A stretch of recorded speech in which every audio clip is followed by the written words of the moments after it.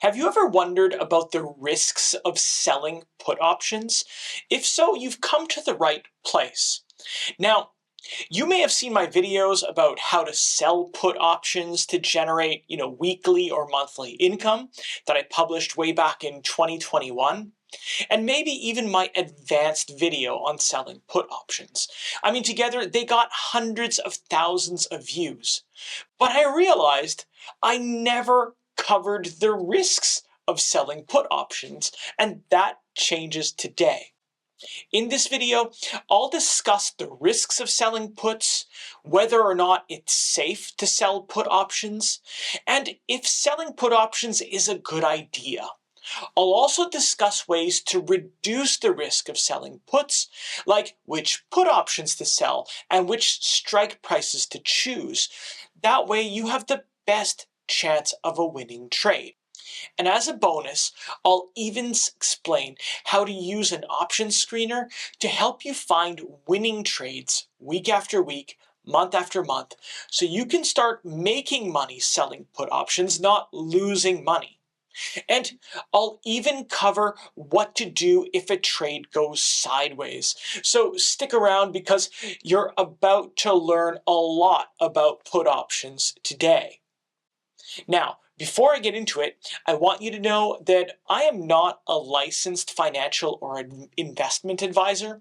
This is information based on what I've learned in my journey trading stocks and options since 1996. And if you're new to the channel, my name is Rick Orford, author of the Financially Independent Millennial. My work is published on tons of websites like Yahoo Finance, NASDAQ, Business Insider, and of course, on this YouTube channel. All right, so without further ado, let's jump right on into it. Selling put options is one of my favorite ways to generate income in the stock market, especially when the market is moving in the right direction. And of course, when I pick the right strike price. So, is selling put options safe? Well, I'm going to blow your mind with something, or I'm going to attempt to. Can you believe that selling put options is actually safer than owning the stock outright? Can't believe it? Stick around, I'm going to prove it to you. But before I begin, if you find this video valuable, go ahead and hit that like and subscribe button. That way you'll be supporting the channel, and I'll thank you for it. Now, in case you don't already know, a put option gives the buyer the right, but not the obligation, to sell 100 shares of an underlying security at a strike price and within a specific time period. So, if you're selling a put option, you're essentially taking on an obligation. You're committing to buy a stock at a specified price if the stock's value falls below a certain level. It's kind of like agreeing to buy a car at a certain price in the future, regardless of the car's value in the future. Let's say you wanted to buy a car and made an agreement to purchase it, say for $15,000 in 3 months. If during those 3 months, the value drops to $10,000, well, tough luck, because you'd still be obligated to hold up your end of the deal and buy it for the $15,000. Well, this is very similar to what can happen in selling put options. If the stock price, or whatever the underlying security is, starts to trade below the strike price before it expires, you'll still have to buy that stock at that higher price. And not only that, since each put option is tied to 100 shares, that means you'd have to buy 100 times, or 100 shares times the number of contracts if you were assigned. And that could potentially result in significant financial losses, well, at least an unrealized loss at that point. Now, in exchange for selling a put option, you're going to be paid a premium. And if the stock drops below the strike, the money received from selling that put option will cover some, if not all, the difference between the current strike price and the stock price. It really depends on how low the stock goes. Like, if the stock drops more than the premium, then you're going to face a loss. Let's consider this scenario. Let's say we sold one put option contract on a fictitious company, which I'll call XYZ Corp. And it has a strike price of $100, and we collect $3 in premium. Now, since the option is for 100 shares, we're going to collect $300. Now, if the stock price falls to $90, we're going to be assigned, and that means buying 100 shares at $100 a share. And that means our net loss is going to be the difference between the current stock price and the strike price. But don't forget, we received some income on this trade. So in this case, it'd be $300, and on the trade, we'd lose $700. But what if you just owned 100 shares in the stock outright? Well, say it started at $100 and then it went down to $90. Well, in that case, you'd lose $1,000 instead of the $700. And that's why, by selling a put option, you're actually limiting your risk because you've collected premium to offset any losses. And that's why selling put options are safer than owning the stock outright. But honestly, we shouldn't be hoping for a loss, right? I mean, the key to selling puts is finding winners. And stick around because I'll be showing you exactly how to find those winning trades. Since selling a put option means being obligated to buy 100 shares of the underlying security at a specific price before the expiration date if you're assigned, it's absolutely essential to sell put options on stocks you'd actually want to own. Not only that, you have to ask yourself, would you be comfortable buying 100 shares of that stock? This is a big deal because if you're assigned, you're now going to have to spend money and buy 100 shares of that stock. And if you don't have enough cash to cover that purchase, you're going to be using margin.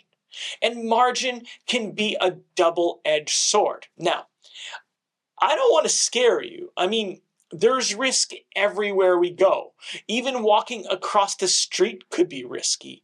But you see, if you use too much margin and the market is moving lower, then you could end up with a double whammy, right? The dreaded margin call.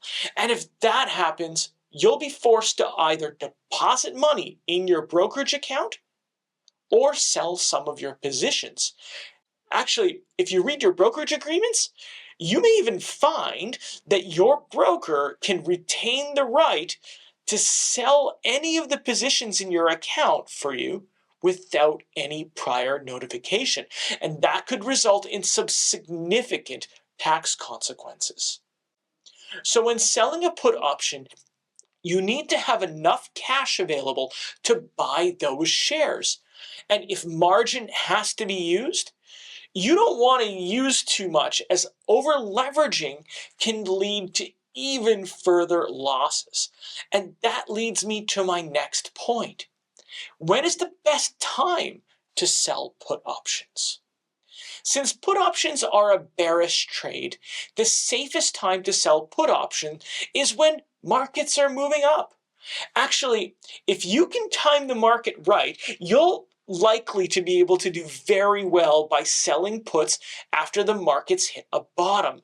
The only problem is it's hard to know when the bottom actually happened. And that's going to be for a whole other video. But keep in mind that market movements and the specific timing of your option sales can make a big difference in the outcome of your trades. I mean, we all know the pain of missing out on an opportunity by making a big move too soon or watching a great opportunity slip away because we waited just a little too long. I mean, for me, that was missing out on Nvidia in 2023. Oh well. The thing is, you have to remember that with market fluctuations, well, it's a constant, right? Interest rate decisions, inflation reports, geopolitical events, and company earnings, well, they all affect options pricing. And choosing the right time to sell put options involves carefully analyzing these dynamics and predicting the market movements. But how do you pick the right put option to sell? As a put option seller, your only goal is for the option to expire worthless. That way you keep all the premium, celebrate, and then sell another option. Of course, at the same time, you have to have a plan B in case you get assigned. So how do you pick a put option to sell? Well, it starts with asking yourself, which stocks would you be happy to own? I mean, don't ever sell a put option on a stock you wouldn't actually want to own because one day you might end up owning it. Now, I'm going to show you two ways to find put options to sell and reduce the risk of assignment.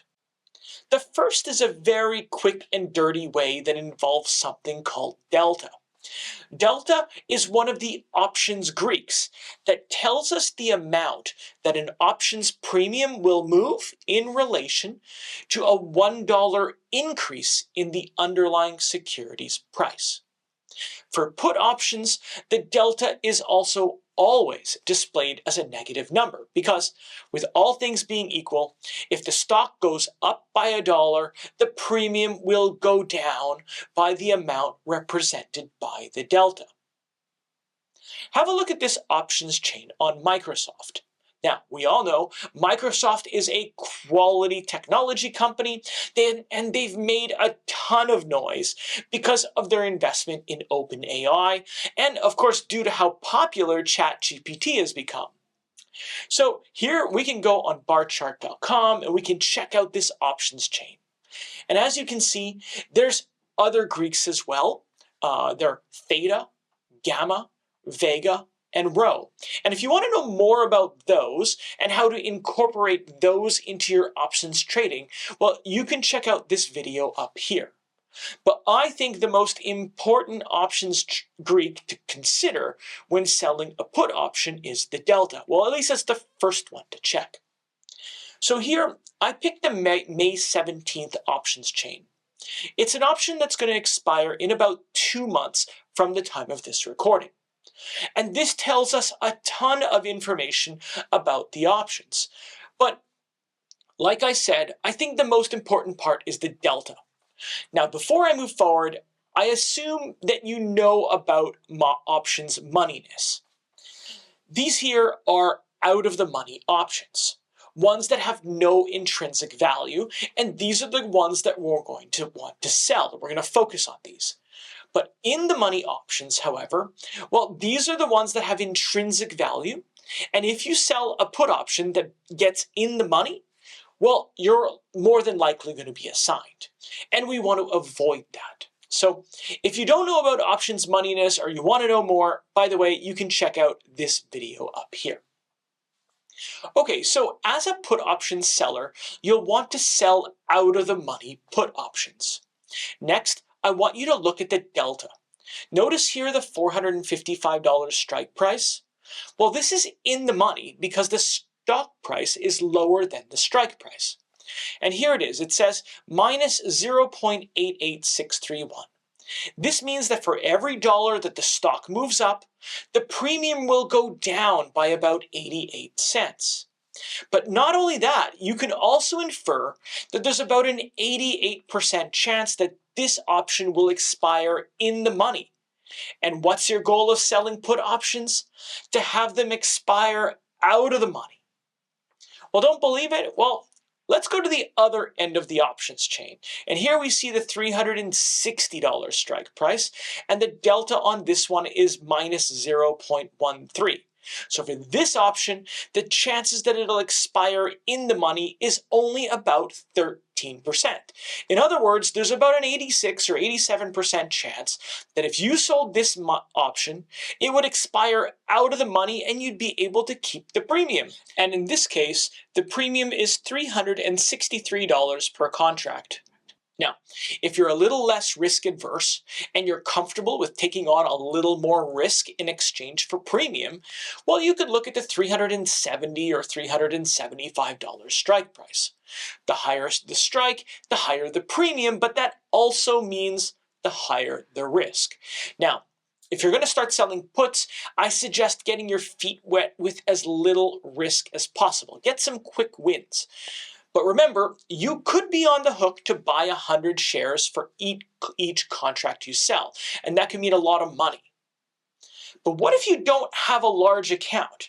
Maybe you're just starting out and you don't have tens of thousands of dollars on the sidelines that you'd want to use to buy the stock. Well, there's a way to sell put options even with a small account. If you don't have enough money or margin to sell put options, or maybe you don't want to risk tens of thousands of dollars selling puts, one thing you could do is sell a bull put spread. Bull put spreads involve buying and selling two put options with the same expiration dates, but at different strike prices. Now, I love spreads because the trades require very little risk, and that means just a small amount of money that you need to get started. And you could sell tens or even hundreds of them if you want. Now, just like when you sell any put option, when you sell a bull put spread, or as I like to call it, a put credit spread, you make money when the put option expires worthless, or the one that you sell expires worthless or out of the money, so that you can keep the premium. The nice thing about selling bull put spreads is that oftentimes the risk is really low, like $50, $100, or $200. But since that's the case, the profits are also low. But remember that with bull put spreads, you get the premium right away. Now, considering spreads have two legs, that means two options are used for the trade. And here's a little chart to remember the strategy's two trade legs. Now, to sell a bull put spread, we still need to know the risks and find opportunities at that. Now, to do that, we're going to use an options scanner to find put credit spread opportunities. And for this trade, I'm going to show you Options Samurai. All right, so I'm going to log in and choose bull put spread, and I'll start by setting the maximum I'm comfortable to lose on this trade, and I'm going to set it to $250. Then I'll use the probability of max profit filter, and this tells us the chances that our trade will be profitable. Since the amount of capital at risk is so low, I'm comfortable with 70% for this number. And then I'll set the date range. Today is March 11th, so I'm going to screen starting from next week to about a month out. And here's the results. As you can see, SPY, the S&P 500 Index ETF, is the first result. So Option Samurai tells us that we can sell the $500 put option on SPY expiring on March 28th, and we'll collect about $2.96 in premium. Then we'll buy the $497 strike at a cost of about $2.37. And that means 59 cents in premium, or $59 per contract. And in this case, the chances you'll keep the entire premium is 78%, and that's really good. Of course, you need to know your risks, and the maximum risk on the trade is $242, and the probability of that is just 16.33%. So you keep the premium as long as the SPY stays above the short price by expiration, which is $500. And the max loss happens if SPY goes below 497 at expiration. By the way, Option Samurai does so much more than screening for bull put spreads. It's super complex. There, you can select from covered calls, iron condors, strangles, and about 20 other strategies that you can make money with. And it lays everything out for you in terms of percentages, like the chances of being profitable. And if you want a free trial and a discount, go ahead and check the link in the description. Okay, so now that you've sold your first option, what do you do next? So let's say you sold a put option or a spread on Apple and you collected $250 in premium. Great. But maybe you don't want to wait all the way to expiration for the option to expire worthless. I mean, I know I've got itchy fingers and I'm always looking to move on to the next trade because there's always opportunities available. So what do you do? Well, one thing I'll sometimes do is buy back the option once it loses about 60, 70, 80% of the value. That doesn't mean you lose money. It's the opposite. If the same option now trades for, say, $50 or $100 in premium, well, I can buy it back at that price and my trade will be closed, meaning my net profit could be $150 or $200. And that's okay, because now we move from potential profit to locked in or crystallized profit. Then you can move on to other opportunities. But you know it doesn't always work that way, right? What happens if the put option starts moving in the wrong direction? Remember, when you sell a put option, you collect a premium at the start of the trade, and that represents your maximum profit. And you want to keep that profit. But let's say you're running into a situation where the option is getting, near the money, or it's at the money, or worse yet, it's in the money and you're risking assignment and a paper loss, or worse, a margin call. For that reason, it's really important to watch the trade. Always watch your trade and dust off that plan B. And that might mean adjusting your trade by rolling the position. Rolling or adjusting the position means buying back the option that you sold by initiating what we call a buy to close order. Now, in this case, it'll be at a loss, but it's okay. Hear me out.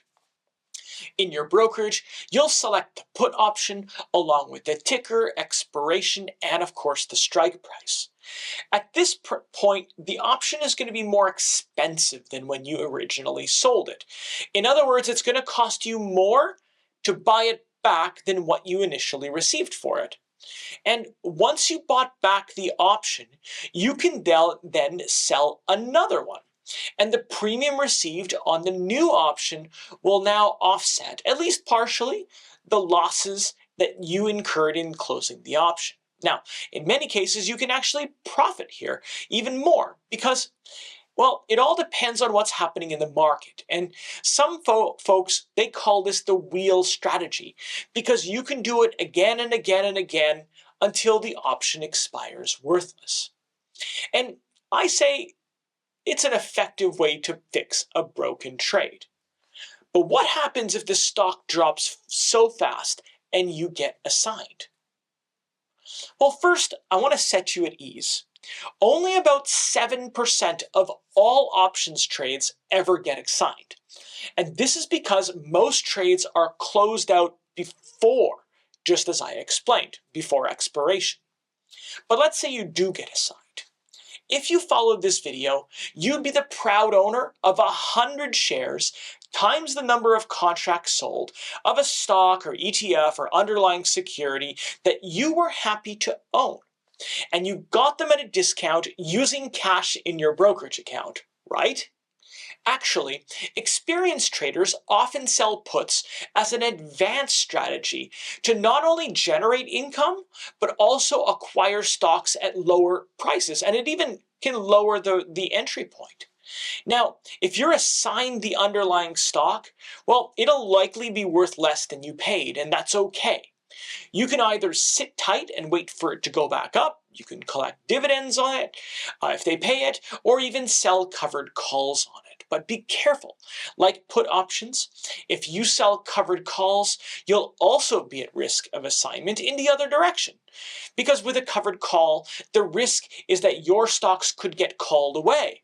So if you're going to sell covered calls, be sure to know your chances and be comfortable with them. And if you want to know more about selling covered calls, check this video up here. So there we have it.